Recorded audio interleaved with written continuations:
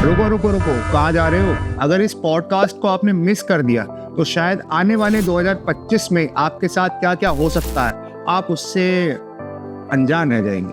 तो अगर आप चाहते हैं आपका आने वाला 2025 बहुत अच्छे से बीते या फिर आपके जीवन में आने वाली समस्याओं के बारे में आप पहले से अनुमान लगा सके तो इस पॉडकास्ट को मिस मत करना। मैं आपका दोस्त गौरव अग्रवाल फिर से एक बार बातचीत पॉडकास्ट पे आपका स्वागत करता हूँ और आज के हमारे गेस्ट आपको आपके आने वाले 2025 के बारे में सब कुछ बताने वाले हैं, तो लास्ट तक जरूर बने रहना।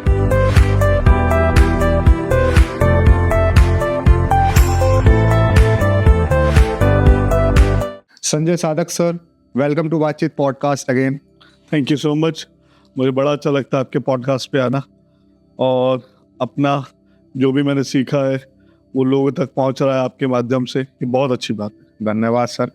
मैं ज़्यादा टाइम वेस्ट ना करते हुए पहला सवाल ही ऐसा पूछना चाहता हूँ कि आने वाला 2025 किन जातकों के लिए अच्छा हो सकता है और किन के लिए उनको सफ़र करवा सकता है? देखिए, अगर जो हम मूलांक के बेस पे करें 1 से लेकर 9 तक मूलांक है, तो मैं आपको 1 बाय 1 सभी मूलांकों के लिए अगला साल आने वाला कैसा रहने वाला है उसके बारे में एक ब्रीफ इंट्रोडक्शन दूंगा।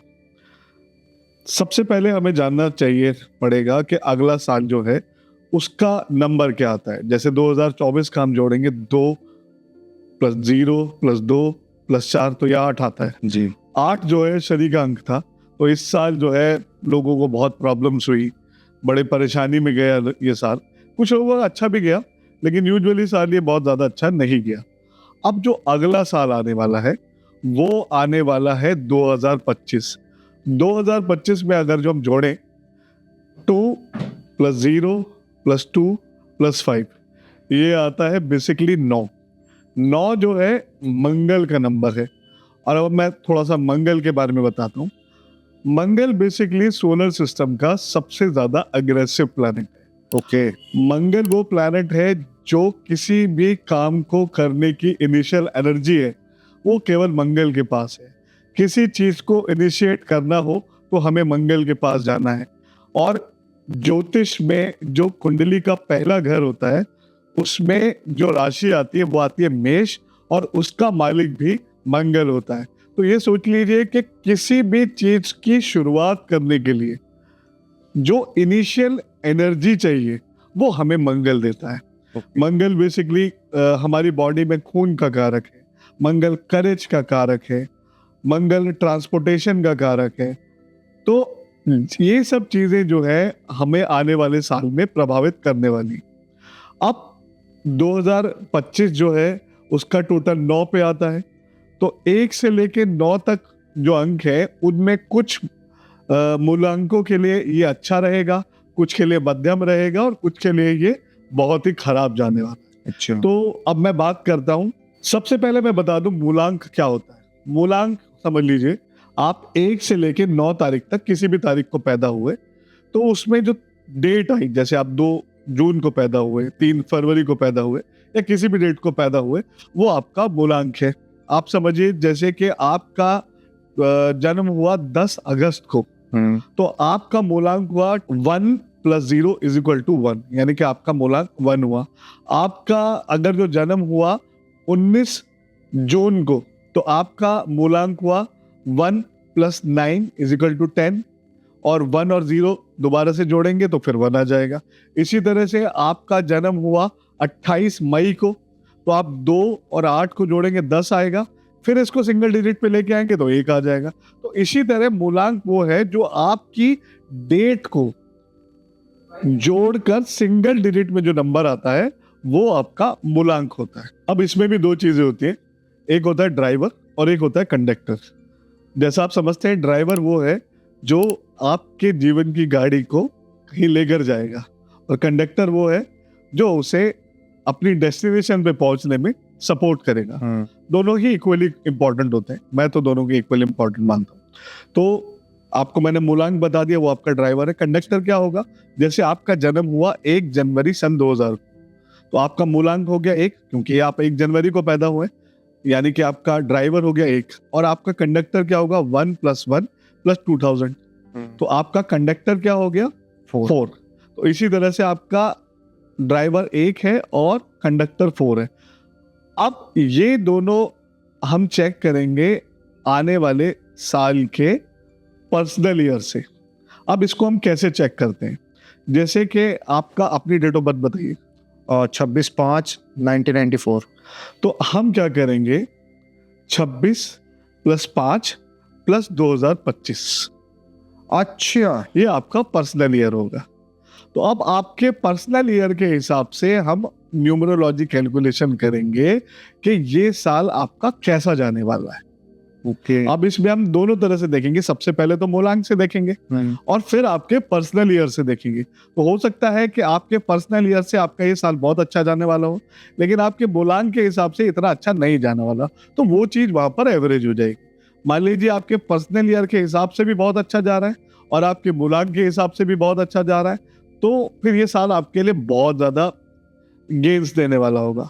लेकिन अगर जो आपके पर्सनल ईयर के हिसाब से खराब जा रहा है प्लस आपके मूलांक से भी खराब जा रहा है, तो ये साल आपकी बैंड बजाने वाला है। अच्छा, तो इस तरह से हम कैलकुलेशन करते हैं। अब हम बात करेंगे मूलांक 1 के हिसाब से। पहले मूलांक से ले लेते हैं, फिर पर्सनल ईयर से बताएंगे।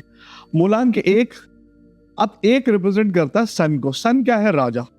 सन देता है लीडरशिप क्वालिटी देता है, इनिशिएशन स्किल देता है, सन मैनेजमेंट देता है, सन लीडरशिप क्वालिटी देता है और वो राजा के समान है। अब मार्स क्या है? ज्योतिष में मार्स को सेनापति कहा गया, यानी कि आर्मी कमांडर कहा गया। अब राजा और सेनापति, इनकी तो बहुत अच्छी अंडरस्टैंडिंग होनी चाहिए। करेक्ट। क्योंकि राजा अगर जो एडमिनिस्ट्रेशन चला रहा है तो प्रोटेक्शन तो सेनापति दे रहा है, तो इनकी तो बहुत ही अच्छी बॉन्डिंग है। तो जितने भी लोगों का मूलांक जो है 1 आता है, जो व्यक्ति 1 तारीख को पैदा हुए हैं, 10 तारीख को पैदा हुए हैं, 19 को पैदा हुए हैं या 28 तारीख को पैदा हुए हैं, उनके लिए ये साल बेहतरीन जाने वाला है। वो कुछ नया स्टार्ट कर सकते हैं, उनके प्रमोशन हो सकते हैं, वो क्या कहते हैं, कुछ बहुत बड़ा अचीव कर सकते हैं, उन्हें अवार्ड, रिकग्निशन और इस तरह की बहुत सारी चीजें उनके साथ हो सकती हैं। और उनको क्या कहते हैं, ये जो 2025 में हो सकता है कि वो नया घर खरीदें या हो सकता है कोई नई प्रॉपर्टी खरीदें, तो इस तरह की चीजें उनके साथ इस साल हो सकती हैं। अब बात करते हैं इनको करना क्या है। देखिए, जिनका मूलांक 1 है उनके साथ सबसे बड़ी प्रॉब्लम होती है ईगो की। अगर जो वो अपनी ईगो को कंट्रोल रखें, अपनी ईगो को चेक में रखें और जितनी भी अपॉर्चुनिटीज उनके सामने आ रही हैं उसमें अपनी ईगो को आगे ना आने दें, तो ये जो साल आने वाला है ये मूलांक 1 वालों के लिए इतना फ्रूटफुल होगा कि वो सोच भी नहीं सकते। अच्छा, हाँ, अब इनके लिए मैं रेमेडी बता देता हूँ, बहुत आसान सी रेमेडी है। एक तो सूर्य को जल देना शुरू कीजिए, मूलांक 1 वाले को तो वैसे भी देना चाहिए। और अगर जो वो संडे के दिन हनुमान मंदिर में जाकर क्या कहते हैं बूंदी का प्रसाद चढ़ाते हैं या मंगलवार को भी जा सकते हैं, तो मूलांक 1 वालों के लिए ये साल बहुत अच्छा चलने वाला है। ओके। अब बात करेंगे नंबर 2 की। जी नंबर 2 बेसिकली मून को भगवान करता है और मून बेसिकली इमोशन का कारक है। जी। मून बेसिकली क्रिएटिविटी का कारक है, मून बेसिकली सॉफ्टनेस का कारक है। अब आप समझिए कि एक जो इंसान जो बहुत ज्यादा सॉफ्ट है, बहुत ज्यादा इमोशनल है और बहुत ज्यादा क्रिएटिव है, और एक इंसान जो है वो गो गेटर है जो बहुत ज्यादा स्ट्रिक्ट है। जैसे मंगल की बात करें, आर्मी का कमांडर होगा तो वो बहुत ज्यादा स्ट्रिक्ट होगा, जी। बिल्कुल बात उस तरह से करेगा कि A to B वाली बात करेगा, किसी भी तरह की ख्याली पुलाव नहीं बनाएगा। तो इनकी बहुत अच्छी अंडरस्टैंडिंग नहीं हो पाती। तो जिनका भी मूलांक 2 आ रहा है, जैसे 2 हो गया या फिर क्या कहते हैं 20 हो गया या फिर 29 हो गया, तो इन लोगों को इस साल बहुत ज्यादा इमोशनल ट्रॉमा रहने वाला है। क्योंकि मंगल जो है, मतलब मंगल अगर जो कर्क राशि में जाता है तो वो नीच का हो जाता है। ओके। तो कर्क राशि बेसिकली चंद्रमा को रिप्रेजेंट करती है, तो वहां से भी कनेक्शन बनाए हम। तो जितने भी 2 नंबर वाले लोग हैं, ये जो नेक्स्ट ईयर है उनके लिए इमोशनल ट्रॉमा लेके आने वाला है, बहुत परेशानी लेके आने वाला है। लेकिन उनको नया घर मिल सकता है, गाड़ी मिल सकती है और उनके घर में बहुत सारे कुछ फंक्शन हो सकते हैं, तो उस तरह से मॉनेटरीली ये उनके लिए अच्छा रहेगा, लेकिन सेहत को लेकर उनको काफ़ी इश्यूज आ सकते हैं, जैसे डिप्रेशन हो सकता है, टेंशन हो सकता है, एंजाइटी हो सकती है। तो इस तरह की चीज़ों से उनको बचना चाहिए।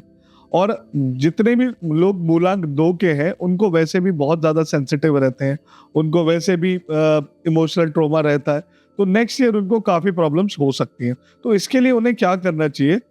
एक तो पानी खूब पिए, सबसे पहली बात क्या है। ठीक। दूसरा काम क्या करें, शिवलिंग पे काले तिल, जल और क्या कहते हैं, दूध का मिक्सचर अर्पित करें।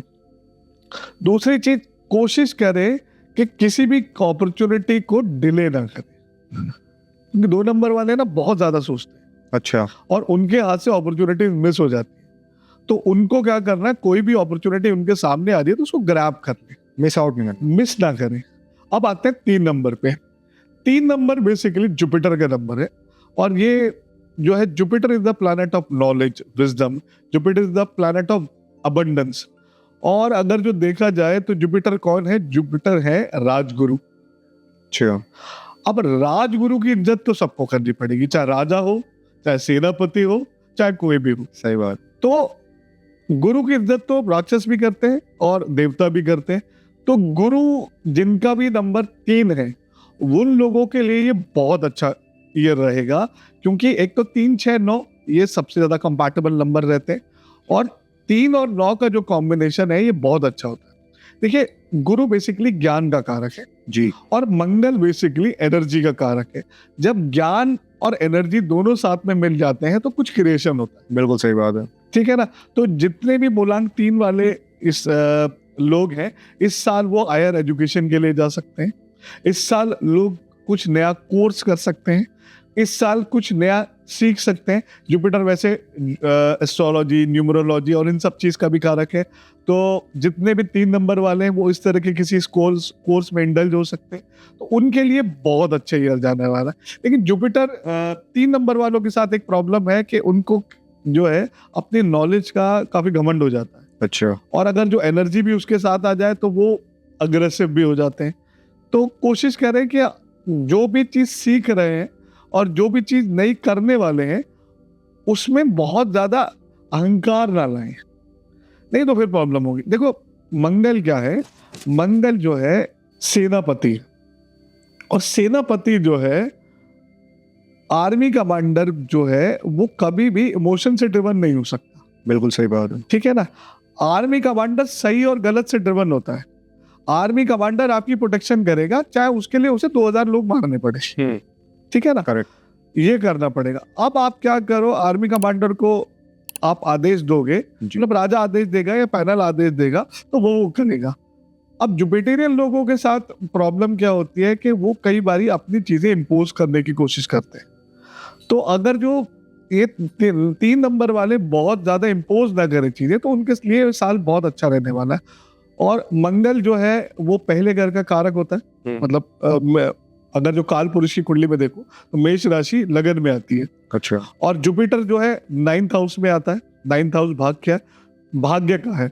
तो ये दोनों कॉम्बिनेशन अगर जो बनता है, अगर जो लगन का मालिक 9वें घर में जाता है, 9वें घर का मालिक लगन में जाता है, तो ये बहुत बड़ा राजयोग क्रिएट करता है। अच्छा। तो एक तो इस बार क्या होगा, 9वां घर मंदिर भी है, रिलीजियस प्लेस भी है। तो क्या होगा, जितने भी 3 नंबर वाले लोग हैं उनको इस बार बहुत सारे तीर्थ स्थानों पे जाने का मौका मिलेगा। अच्छा। जैसे कोई वैष्णो देवी जाएगा, कोई कामाख्या जाएगा, या कोई कहीं जाएगा, तो उनके लिए बहुत अच्छा रहेगा। और 3 नंबर वालों को हो सकता है इस बार फॉरेन ट्रैवल भी करने को मौका मिले, अरे वाह। क्योंकि 9th हाउस फॉरेन ट्रैवल को रिप्रेजेंट करता। 3 नंबर वालों के फादर के लिए भी ये साल बहुत अच्छा रहने वाला है। तो ये कुल मिला के मूलांक 3 वालों के लिए ये साल बहुत ही बेहतरीन जाने वाला है। अगर जो अपॉर्चुनिटी वो ग्रैब कर लें तो ये साल उनके लिए बहुत फ्रूटफुल जाने वाला है। रेमेडी के तौर पे उनको कुछ नहीं करना, उनको सिर्फ और सिर्फ इतना करना है, अगर जो वो रोज मंदिर चले जाए तो ये कॉम्बिनेशन उनका एक्टिव हो जाएगा, मंगल और जुपिटर का, और उसका उनको फल मिलने लग जाएगा। उसका उनका फल बन जाएगा। तो 3 नंबर वालों, अगर तुम इस पॉडकास्ट को देख रहे हो तो अपनी हाजिरी जरूर बताना कमेंट में, और ये सब फॉलो कर लो ताकि 2025 अच्छा जाए। दूसरी चीज मैं आपको बताऊं, जुपिटर जो है थोड़ा सा मोटापा देता है, फैट को गवर्न करता है। अच्छा। तो इस साल 3 नंबर वालों का वजन जो है वो बहुत बढ़ सकता है, तो थोड़ा सा वर्कआउट वगैरह करेंगे तो उनके लिए अच्छा रहेगा। अब आते हैं नंबर 4 पे। जी। नंबर 4 जो है, मतलब मेरे हिसाब से न्यूमरोलॉजी में सबसे ज्यादा जो इंटरेस्टिंग नंबर है वो तो है 4। ये राहु का नंबर है। ये रातों रात आपको राजा बना सकता है, और अगर जो आप राजा है तो रातों रात आपको भिखारी बना सकता है। आपको ये करोड़ों रुपए दे सकता है एक ही सेकंड में, और आपसे करोड़ों रुपए ले सकता है। नंबर 4 वाला व्यक्ति जो है वो ऐसी चीज सोच सकता है जो दुनिया सोच, मतलब करना तो दूर, सोच भी नहीं सकती, और वो कर जाता है। अच्छा जी। और नंबर 4 वाला ऐसा भी हो सकता है कि नशेड़ी हो जाए, कुछ भी ना करे। तो राहु का नंबर है और बहुत इंटरेस्टिंग नंबर है। लेकिन अगर जो आप मूलांक के हिसाब से देखें तो साल का जो नंबर आ रहा है वो आ रहा है 9, और ये मूलांक 4 जो है राहु का नंबर है। तो ज्योतिष में इस कॉम्बिनेशन को बहुत खराब कॉम्बिनेशन माना गया। राहु बेसिकली गैस है, और मंगल जो है वो आग है या एनर्जी है। तो अगर जो गैस और एनर्जी मिलेगी तो एक्सप्लोजन होता है। करेक्ट। ठीक है ना। और ज्योतिष के हिसाब से देखा जाए, अगर जो मंगल और राहु का कॉम्बिनेशन बनता है, या मतलब किसी घर में दोनों कंजंक्ट हो जाते हैं क्लोजली, तो इसे हम अंगारक दोष कहते हैं। अंगारक दोष में क्या होता है कि एक्सीडेंट का बड़ा खतरा रहता है, जलने का बड़ा खतरा रहता है, और कई बारी जो है डकैती पड़ती हुई देखी है मैंने इस योग में। और कई बारी ऐसा होता है कि ये योग इतना ज्यादा एक्सप्लोसिव होता है कि ब्लड कैंसर तक दे देता है। अच्छा। तो ये समझ लीजिए नंबर 4 वालों को तो इस साल बहुत सोच समझ के रहना है, क्योंकि मंगल इम्पल्सिव रिएक्शन देता है। अब राहु वाले के साथ क्या होगा, उसके दिमाग में एक आइडिया आएगा, चल रात एक काम करते हैं, आज 10,000 रुपए का 1 करोड़ बनाते हैं। वो कह रहे क्या करेगा, कहीं जा पे वो 10,000 रुपए लगा देगा, और इम्पल्सिवली लगाएगा क्योंकि मंगल का सपोर्ट मिलेगा उसे, क्योंकि साथ मंगल का। तो उसमें क्या होगा, उसके 10,000 रुपए जाएंगे। फिर वो सोचेगा यार अब 10,000 गए, अब मुझे 10,000 भी कमाने हैं और 1 लाख रुपए भी कमाए। वो 20,000 रुपए किसी से उधार लेगा, फिर लगा देगा। अब वो 30,000 हो गए, अब उसको 30,000 भी कमाने और 1 लाख भी कमाना। स्टार डूबता चला वो इस तरह से वो डूबता चला जाएगा। तो इस साल नंबर 4 वालों को तो बहुत ही ख्याल रखना है। गाड़ी बहुत सोच समझ के चलानी है। दूसरी चीज, फायर इंसिडेंट से उनको बिल्कुल बच के रहना है। तीसरी चीज, अपने ब्लड टेस्ट कराते रहिए, क्योंकि ब्लड से रिलेटेड इन्फेक्शन वगैरह इस तरह की चीजें होने के बहुत ज्यादा चांसेस है। मतलब समझ लीजिए, अगर जो देखा जाए तो मूलांक 4 वालों के लिए ये साल तो बस इस तरीके का है कि वो सरवाइव कर ले, नहीं तो ये साल उनको बहुत ज्यादा नुकसान दे सकता है।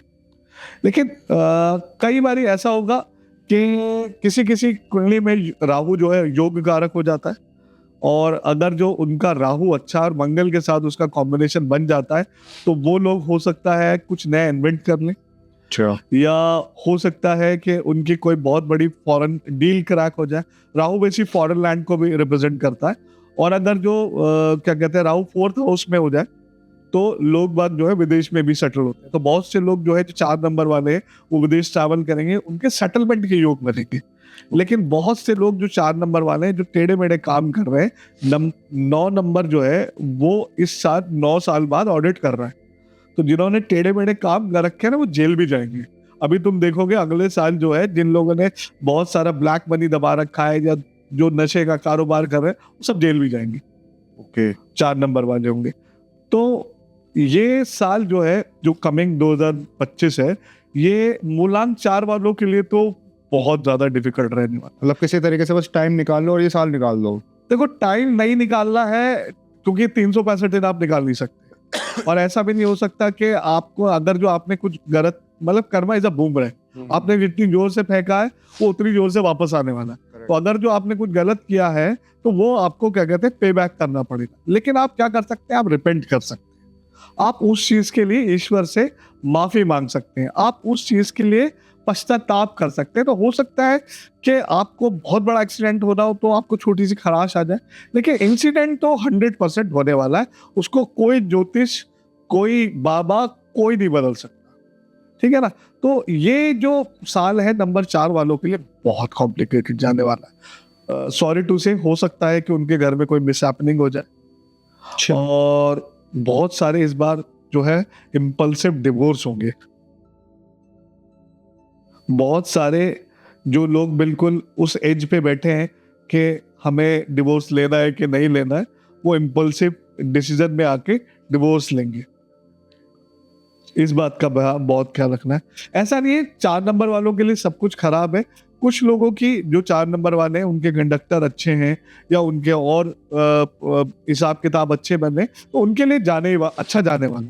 लेकिन जिनका कंडक्टर भी 4 है और उनका ड्राइवर भी 4 है और उनकी कुंडली में राहु भी खराब है, भैया उन्हें तो भगवान ही बचाए। हाँ नहीं, उनको भगवान नहीं बचाएगा, उनको एस्ट्रोलॉजर बचाएगा। किसी अच्छे एस्ट्रोलॉजर से अपनी कुंडली दिखा के कंसल्ट करें और उसकी रेमेडीज जो है ये 2025 आने से पहले पहले शुरू कर दें। मतलब अगर जो बारिश आने वाली है तो आप तब थोड़ी जाके छाता खरीद, करेक्ट, पहले ही करनी पड़ेगी। अगर जो आप पहले से ही रेनकोट खरीद लो और मान लीजिए आपकी छत टपकती है तो आप बारिश आने के बाद थोड़ी लोगे। आप क्या कहते हैं, पहले से ही इंतजाम करोगे कि जब बारिश आएगी आप उसमें पॉलिथीन बिछा चुके होंगे, जो भी प्रिजर्वेटिव लेने वो ले चुके होंगे। तो आप बिल्कुल सही समय है किसी अच्छे एस्ट्रोलॉजर को दिखाकर, जिनकी भी कुंडली में राहु खराब है या उनका कंडक्टर और ड्राइवर दोनों 4 हैं या और भी तरीके से उन्हें राहु इम्पैक्ट कर रहा है, तो तुरंत किसी अच्छे एस्ट्रोलॉजर को दिखाकर उसकी रेमेडी स्टार्ट कर दें। नहीं तो अगले साल जो है इनको बहुत प्रॉब्लम होने। 4 नंबर वालों के लिए रेमेडी देखिए, सबसे पहली चीज तो यह है 4 नंबर वालों के लिए अपना कंडक्ट सही रखें, बहुत ज्यादा चालाकी ना करें, कोशिश करें किसी को धोखा ना दें, ठीक है ना। क्योंकि आदमी बेसिकली जो चालाक आदमी होता है वो सबसे बड़ा बेवकूफ होता है। वो सोचता है कि उसने किसी को बेवकूफ बना लिया, लेकिन ऐसा नहीं है। ऊपर जो है सबकी क्या कहते हैं 100 मेगापिक्सल में एक सेकंड की रिकॉर्डिंग हो रही है और जब उनका चार्टर खुलेगा ना तो वो सब रेड मार्क करके उन्हें दिखाया जाएगा कि तुमने यहाँ पे इस समय इस आदमी को धोखा दिया था और भैया इसका जो फल है तुम्हें ये मिलने वाला है। तो कोशिश करें कि सबसे पहले तो अपना कंडक्ट सही रखें। दूसरी बात, भाग्य कौन बदल सकता है? भाग्य सिर्फ वो बदल सकता है जिसने भाग्य लिखा है, और वो किसने लिखा? वो ईश्वर ने लिखा है।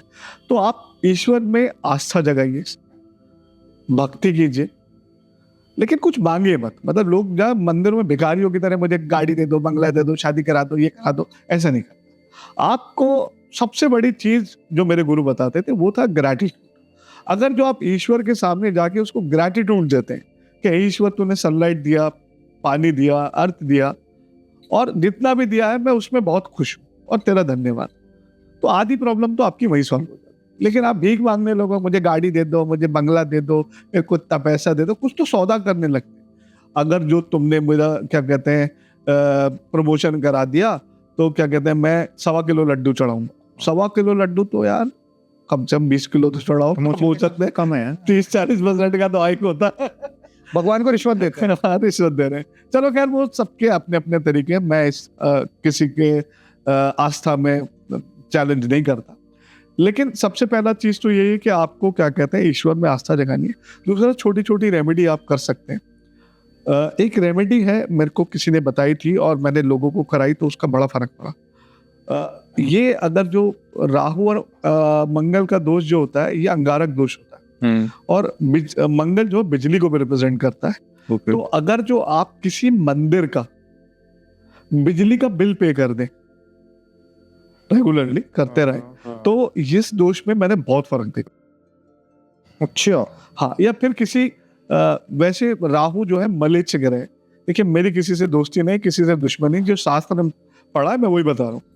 तो अगर जो किसी सफाई कर्मचारी का आप रेगुलरली बिल पे करना शुरू कर दो बिजली का, या फिर किसी मंदिर का बिल पे करना शुरू कर दो, तो ये राहु की बहुत अच्छी रहेगी। बट शायद मंदिरों का तो इन सब का तो फिर आता ही नहीं है ना। कई जगह ऐसे मंदिर होते हैं जो बहुत ज्यादा क्या कहते हैं उस कंडीशन में नहीं है कि वहां पे इतना चढ़ावा चढ़ता हो कि बिल दिया जा सके। और अगर तुम वहां जा भी रहा है तो तुम्हें क्या प्रॉब्लम है? तुमने तो अपनी जेब से वो तुम्हें तो आपसे चढ़ाई। अपने आप क्या करो, पंडित पुजारी जी से पूछो जी मंदिर कितना है और मोबाइल से 2 मिनट में बिल जमा कर दो। तुम्हें क्या प्रॉब्लम है? कर सकते हो, किसी भी मंदिर को कर सकते हो। कौन मना? मेरे घर का कर दो यार। कौन मना कर रहा? 8-10 हजार रुपये बिल आता है, तुम कर दिया करो, तुम्हारा राहु ठीक हो जाएगा। खैर तो मजाक वाली बात है, लेकिन आप किसी मंदिर में बात करोगे तो कोई मना नहीं करेगा, ठीक है ना। एक तो ये बहुत अच्छी रेमेडी। दूसरी रेमेडी जो राहु के लिए सबसे अच्छी रहती है वो जो है, आप जो म्युनिसिपैलिटी के सफाई कर्मचारी होते हैं उन्हें अगर जो आप सील्ड कोल्ड ड्रिंक की बोतल दें। राहु गैस है और उसका कलर भी जो है वो ब्राउनिश होता है। और कुछ दक्षिणा दें सैटरडे को या थर्सडे को, वो सैटरडे को या वेडनेसडे को, तो इससे भी आपका राहु जो है शांत होता है। कुछ लोग कहते हैं कि टॉयलेट साफ करने से भी आपका राहु शांत होता है। मैंने बहुत ज़्यादा लोगों को बताया है, लेकिन मुझे किसी ने बहुत अच्छा फीडबैक दिया नहीं है, लेकिन कर सकते हैं। बाकी जो रेमेडी होती है यार, वो डिपेंड करती है कि आपका राहु कौन सी जगह बैठा है, किस कंजंक्शन में है, किस दृष्टि में, अकॉर्डिंग टू कुंडली, किस राशि में है, नवमांश में कहाँ है, 1000 चीज होती है। तो रेमेडी वहां से निकलती है। आप किसी को जनरल रेमेडी बता रहा हूँ और उसका कोई नुकसान हो जाए, क्योंकि राहु एकदम से रिएक्ट करता है, ऐसा तो नहीं है राहु घंटे लेगा।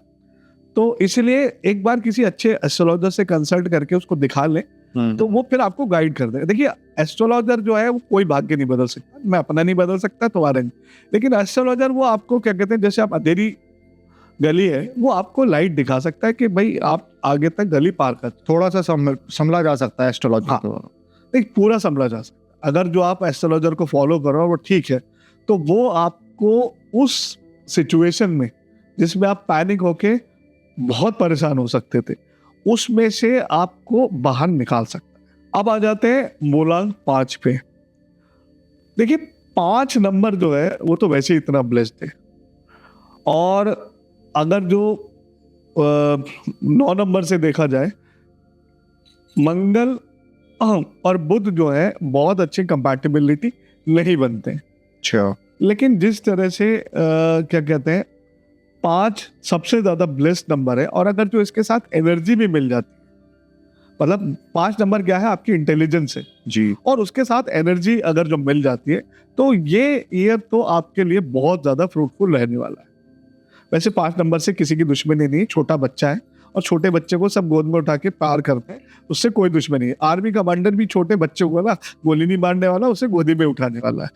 तो कितना भी क्रूर व्यक्ति हो, तो 5 नंबर वालों के लिए साल बहुत सारे अचीवमेंट लेके आएगा, बहुत सारे नए प्रोजेक्ट लेके आएगा, और हो सकता है इनकी शादी हो इस साल जिनकी रुकी हुई है।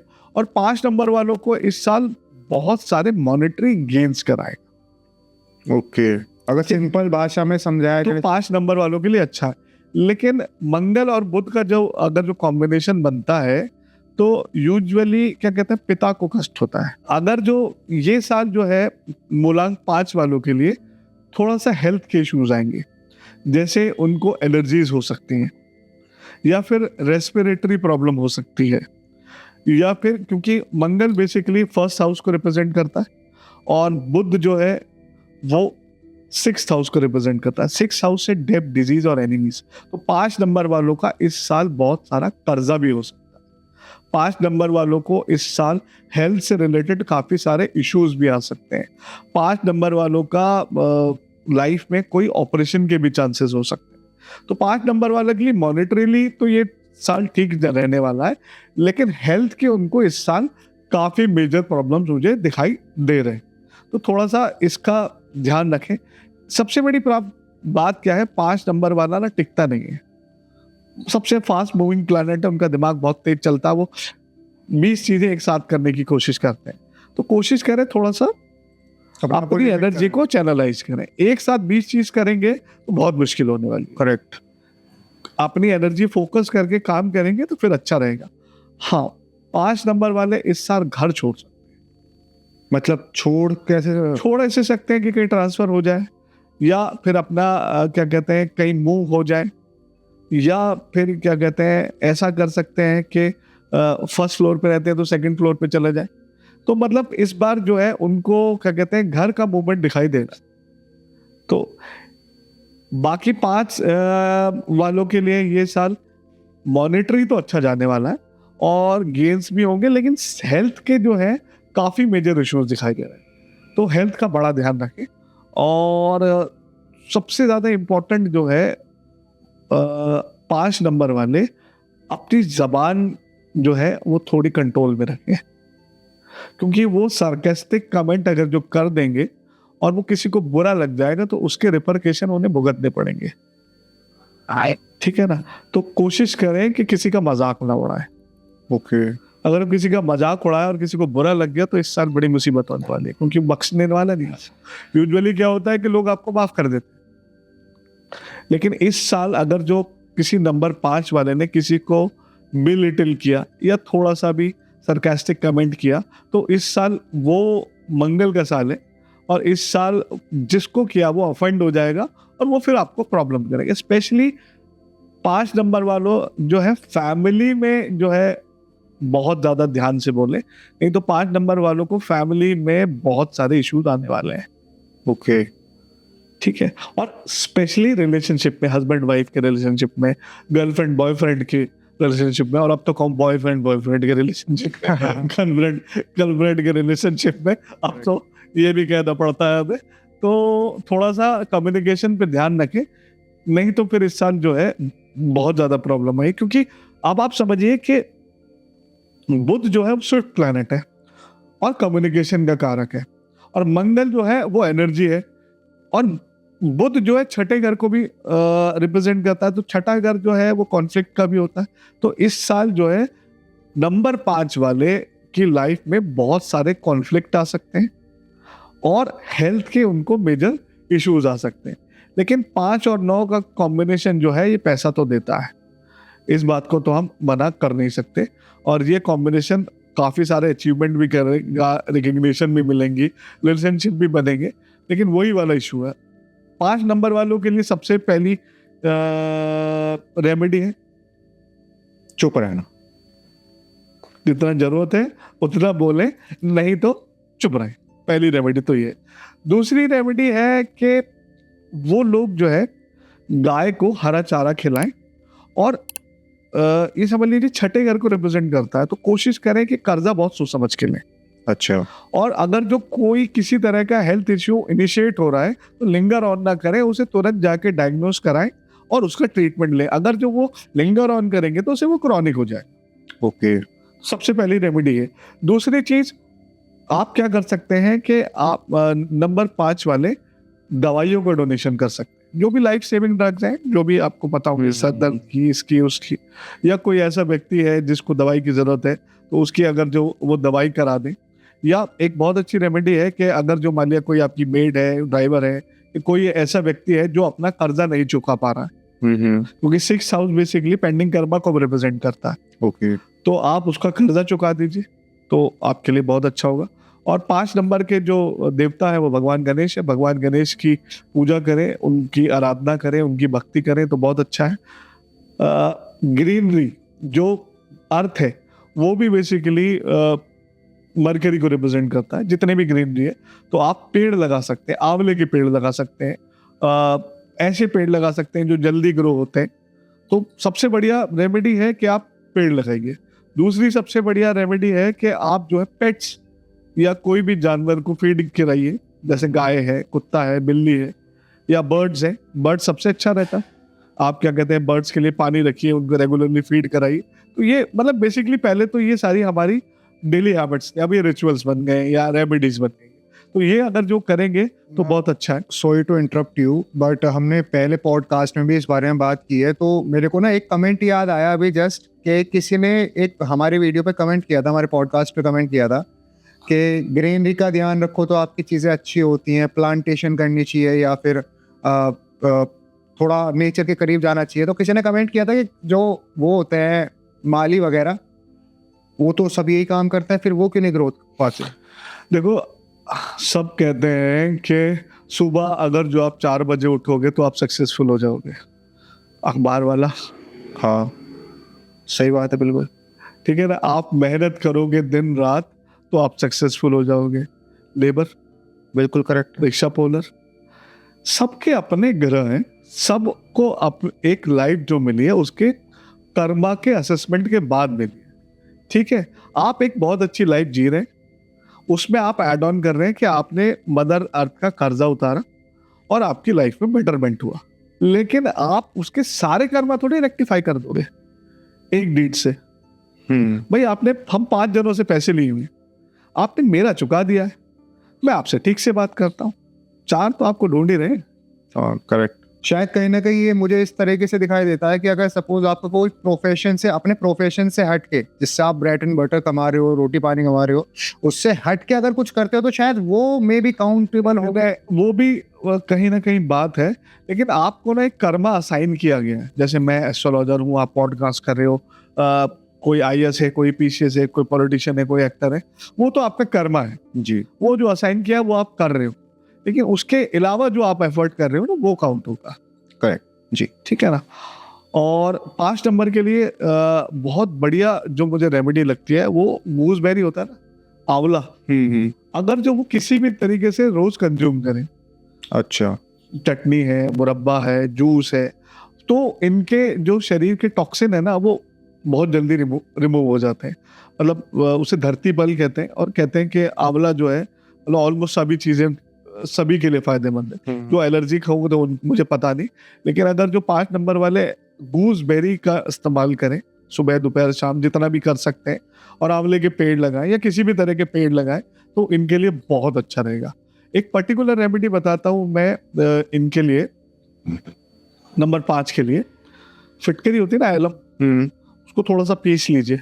वो पहले दंत मंजन करते थे, ऐसे हाथ पे रखे ऐसे ऐसे आते थे, मैं नाम नहीं लूंगा किसी का, तो वो फिटकरी से मंजन करेंगे तो बहुत अच्छा रहेगा। अच्छा। या फिर आप क्या कहते हैं, फिटकरी को पीस लीजिए और किसी बॉटल में घोल लीजिए और फिर उससे आप गार्गल कर लीजिए। ये भी नंबर 5 वालों के लिए बहुत अच्छी रेमेडी।